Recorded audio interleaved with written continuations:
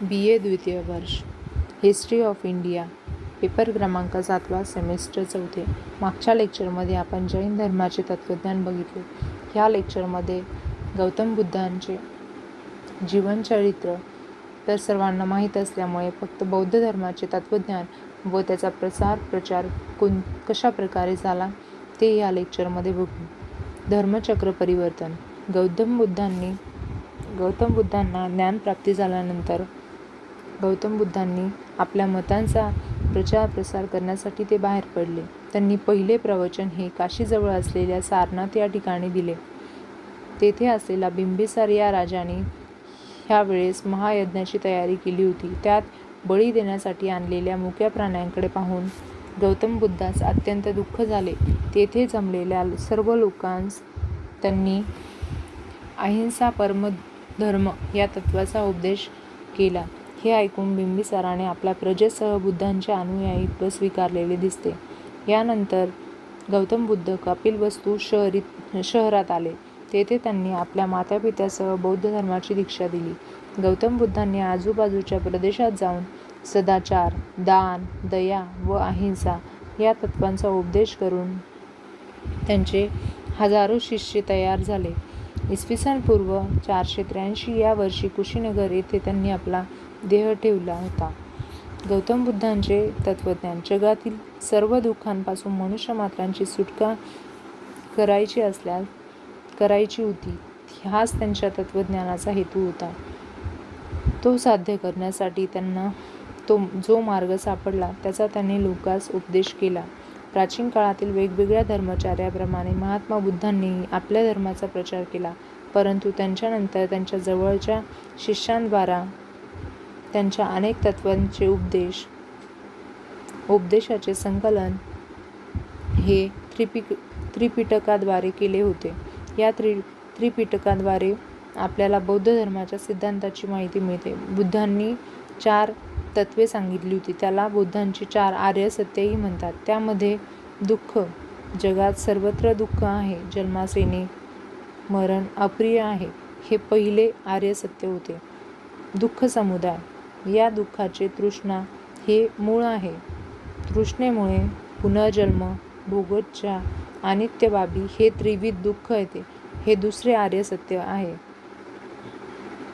त्यानंतर कारण नष्ट झाले म्हणजे दुःखाचा निरोध होतो, हे तिसरे आर्य सत्य होतं. त्यानंतर दुःख निरोधाचा मार्ग. दुःखाचा निरोध करायचा असेल तर मार्गही आहे, तो म्हणजे आर्य अष्टांगिक मार्ग होता. ह्या अष्टांगिक मार्गामध्ये त्यांनी पहिला मार्ग सम्यक दृष्टी म्हणजेच बुद्धांनी सांगितलेल्या 4 आर्य सत्यांची सतत जाणीव ठेवणे. दुसरा सम्यक संकल्प, कुणालाही दुःख होईल किंवा वाईट वाटेल असे विचार ठेवू नये.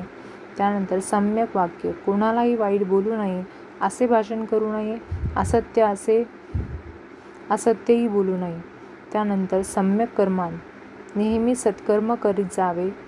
सम्यक आजीव, चांगल्या रीतीने आपला व्यवसाय करावा. त्यानंतर सम्यक स्मृती, विषयभोग दुःखमय आहे ही जाणीव सतत बाळगावी. त्यानंतर सम्यक चिंतन, नीतीच्या व परहिताच्या चिंतनात कालक्रमणा करावी.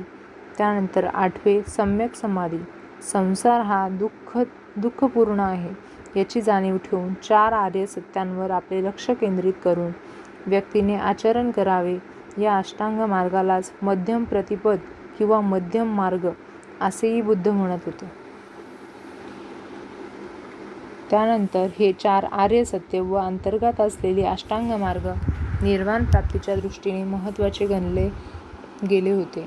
या भावलोकात मानवाचे जीवन दुःखाने भरलेले असून या दुःखाचे गौतम बुद्धांनी केलेले निदान प्रतित्यसमुपाद म्हणजे कार्यकारण संबंध या नावाने बौद्ध ग्रंथातून प्रसिद्ध आहे. हे प्रतित्यसमुपाद एकूण 12 असून कर्म, पुनर्जन्म घेणे आवश्यक आहे. अविद्या, संस्कार, विज्ञान, नामरूप, षडातयन, स्पर्श, वेदना, तृष्णा, उपादान, भावना, जाती, जन्म, जरा, मरण हे 12 कर्म त्यांनी सांगितले असून त्यांनी कर्मसिद्धांतामध्ये कर्म व कर्मसिद्धांत यावर गौतम बुद्धांचा फार मोठा भर होता. परंतु गौतम बुद्धांचा कर्मसिद्धांत आणि हिंदू धर्मातील कर्मसिद्धांत यात फार मोठा भेद आढळून येतो. गौतम बुद्धांनी कर्माची सांगड पुनर्जन्माशी घातलेली नाही. बरे कर्म किंवा वाईट असणे माणसावर अवलंबून असते. कर्मनियमाचा अभिप्राय असा की ज्याप्रमाणे दिवसामागून रात्र येते त्याचप्रमाणे कर्मामागून त्याचा परिणाम पण येतो. चांगल्या कर्माचा परिणाम चांगला व वाईट कर्माचा परिणाम वाईट असतो. हे बौद्ध धर्मात कर्माचे 3 प्रकार सांगितलेले होते. त्यामध्ये तात्काळ फळ देणारे परिणाम व फळ कालांतराने देणारे कर्म, अनिश्चित काळात फळ देणारे कर्म, हे 3 प्रकार बौद्ध धर्मात सांगितलेले होते. त्यानंतर पुनर्जन्म यासंबंधी पुनर्जन्माची कल्पना हिंदू धर्मातून बौद्ध धर्मात घेतली असली तरी बौद्ध धर्माची ही संकल्पना सर्वार्थाने हिंदू धर्मापेक्षा वेगळी आहे. भगवान गौतम बुद्धांच्या मते माणसाच्या अस्तित्वाचे 4 घटक पदार्थ आहेत. त्यामध्ये पृथ्वी, आप, तेज, वायू. या ठिकाणी प्रश्न असा निर्माण होतो की मनुष्य मृत झाल्यावर या 4 भौतिक घटकांचे काय होते? मृत शरीराबरोबर तेही मृत होता की काय? काही लोक म्हणतात की भगवान बुद्ध म्हणतात नाही, असा एक नवा जन्म होतो. या नव्या जन्मातील घटक पूर्वीच्या एका मृत शरीरातील असू शकतील. या ठिकाणी एक गोष्ट लक्षात ठेवली पाहिजे की शरीर मरते पण त्याचे भौतिक घटक पदार्थ सदैव अस्तित्वात राहतात. या प्रकारचा पुनर्जन्म गौतम बुद्ध मानतात. म्हणजेच गौतम बुद्धांचा बौद्ध जन्माचा पुनर्सिद्धांत पूर्णपणे रोचक आहे. त्याचा संबंध पुनर्निर्मितीशी आहे. त्याचा संबंध मरणोत्तर पुनर्जन्माशी व तसेच आत्म्याच्या कल्पनेशी अजिबात नाही. हेच बौद्ध धर्माचे पुनर्जन्म सिद्धांताचे वेगळेपण होते. त्यामध्ये निर्वाण या घटकामध्ये बौद्ध धर्मातील निर्वाणाची संकल्पना हिंदू धर्मातील मोक्षाहून वेगळी व अनित्य आणि अनात्मक या संकल्पनेशी संबंधित आहे. अनित्य म्हणजे क्षण स्थायी किंवा क्षणभंगूर. बौद्ध धर्मानुसार जगात नित्य असे काहीच नाही. सर्व काही क्षणभंगूर म्हणजे नाशवंत आहे. अनात्मा म्हणजे आत्म्याचे अस्तित्व अमान्य करणे. हिंदू धर्मातील व अन्य धर्मातील आत्म्याची कल्पना बौद्ध धर्मात अमान्य होती. आत्मा हा दैवी व अन्य घटक अस्तित्वात नाही. निर्वाण म्हणजे दुःख विरोध असे असले तरी व्यक्तित्वाचा नाश याच अभिप्रेत नाही. निर्वाण हे जिवंतपणे प्राप्त करायचे असते. ज्यावेळी शरीर पृथ्वी, आप, तेज, वायू या 4 मूलभूत घटकांशी एकरूप होते त्या अवस्थेला बौद्ध धर्मात परिनिर्वाण अशी संज्ञा आहे. निर्वाण या शब्दाचा परिनिर्वाण या संज्ञेशी अर्थाअर्थी काही संबंध नाही. निर्वाण प्राप्त झालेली व्यक्ती ही पूर्णपणे प्रज्ञावान व करुणाकर असते. या अवस्थेत स्वार्थाचा संपूर्ण निचरा म्हणजे नाश झालेला असतो. प्रज्ञा, शील व करुणेची मूर्ती म्हणून या व्यक्तीस व्यक्तित्व प्राप्त होते. निर्वाण हे परमोच्च सुख आहे. जगण्याचे व अनुभवण्याचे परमसुख म्हणजे निर्वाण असेच यामध्ये मानले आहे. निर्वाण म्हणजे मृत्यू नव्हे तर सर्व विकारांवर ताबा मिळवून समाजाच्या कल्याणासाठी स्वतःचा देह झिजवणे म्हणजे निर्वाण होय. अशा प्रकारे बौद्ध धर्मात निर्वाण या व्याख्येचा सविस्तर वर्णन केलेले आढळते. यामध्ये सर्व आयुष्य ऐहिक विषयांच्या उपभोगात आणि आनंदात घालवणे व शरीरात तीव्र तपश्चर्येने कष्ट देणे या दोन्ही अतिरेकांमध्ये न जाता तथागताने मध्यम मार्ग काढला असून हा मार्ग दृष्टी देणारा, ज्ञान देणारा, शांती देणारा, संबंध देणारा आहे असे विश्वासपूर्ण उद्गार बुद्धांनी काढले आहेत. विश्वचिंतन व आत्मचिंतन यासंबंधी निर्णय होणे अशक्य असल्यामुळे बुद्धांनी त्याविषयी मौन बाळगले होते. साधन विचारास प्राधान्य देऊन माणसांचे अंतिम ध्येय काय असावे हा प्रश्न सोडवण्याचा प्रयत्न त्यांनी केला होता. दुःखाचा नाश करणे हे अंतिम उद्दिष्ट मानून त्यासाठी त्यांनी शिलावर आर्य अष्टांग मार्गांद्वारे दोर दिला होता. या शिलाच्या स्थिर पायावर उभे राहून समाधी प्राप्त करून घेणे आवश्यक आहे असे त्यांचे मत होते. परंतु समाधी हे साध्य नसून प्रज्ञेच्या प्राप्तीचे साधन आहे असे बुद्धांनी प्रतिपादन केले होते. शील, समाधी व प्रज्ञा ही बुद्धांच्या धर्माची त्रिरत्ने होती. आत्मतत्व नाकारणे हा बौद्ध तत्वाचा विशेष आहे. उपनिषदांच्या अगदी विरोधी असा बौद्धांचा हा अनात्मवाद होता. त्यानंतर बौद्ध धर्मसंघ. महात्मा बुद्धांनी आपल्या धर्मप्रचारासाठी संघाची स्थापना केलेली दिसते. यामध्ये असणारे लोक सामान्य गृहस्थ जीवनाचा त्याग करून धर्मप्रचार आणि मानवाची सेवा यांच्याकरिता आपले आयुष्य वेचतात. त्यांनी आपल्या नवीन धार्मिक संप्रदायाची स्थापना केली होती व त्याला भिक्षू संघ असेही नाव दिले होते. आपल्या धार्मिक संघटनांची स्थापना करताना स्वाभाविकच त्या काळाच्या संघराज्याचे अनुसरण बुद्धांनी केले होते आणि त्याचे नियम व कार्यपद्धती अंमलात आणली होती.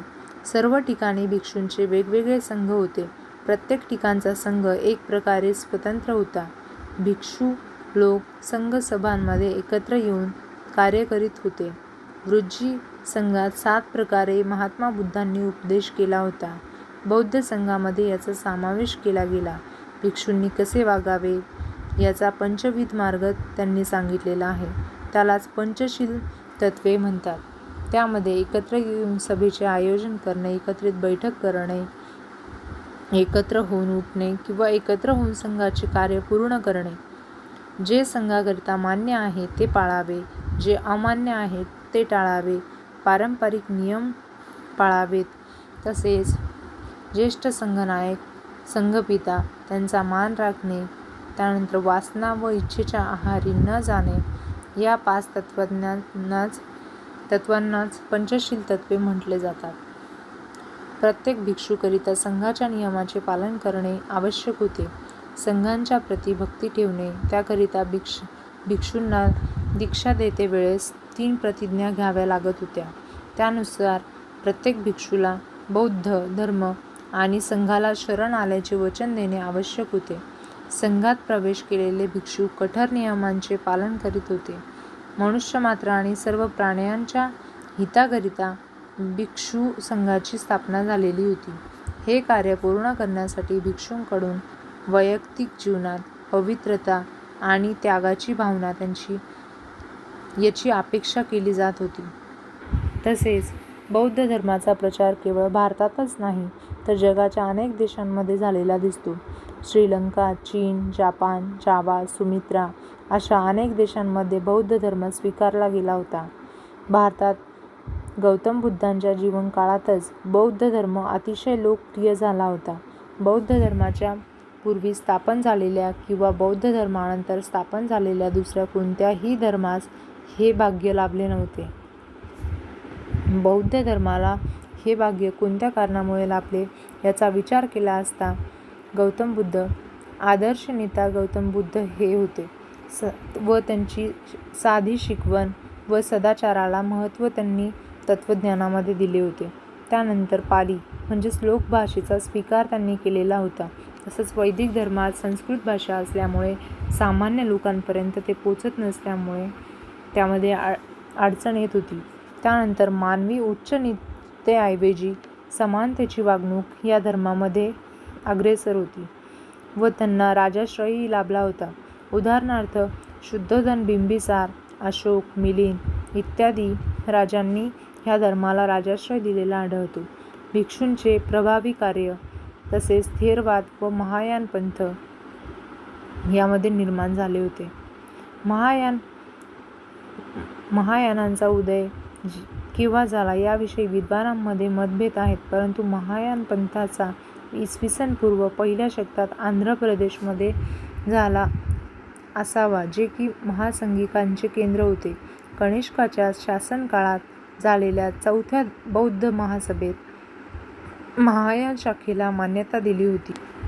महायान पंथाच्या उदयाची कारणे यामध्ये विदेशी धर्माचा प्रभाव, तसेच आम धर्मातील प्रचलित मूर्तीपूजेचा स्वीकार, महात्मा बुद्धांच्या प्रतिश्रद्धा, जैन धर्मातील मूर्तीपूजा, विदेशी आक्रमणाचा अभाव हे सर्व कारणे महायान पंथाच्या उदयाची कारणे ठरतात. त्यानंतर थेरवाद या संज्ञेचा अर्थ गुरुजनांची शिकवण असा होतो. पाली भाषेतील धर्मशास्त्र नियमात जी मूळ शिकवण आहे तिचे प्रामाणिक पालन थेरवाद व्यासपीठाचे अनुयायी करतात. थेरवाद विद्वानांचा धर्म समजला जात असून त्याने मुक्तीसाठी वैचारिक प्रयत्नांची गरज प्रतिपादन केली आहे. थेरवाद पंथांच्या मते सत्यशोधक बुद्ध हा पथदर्शक आहे.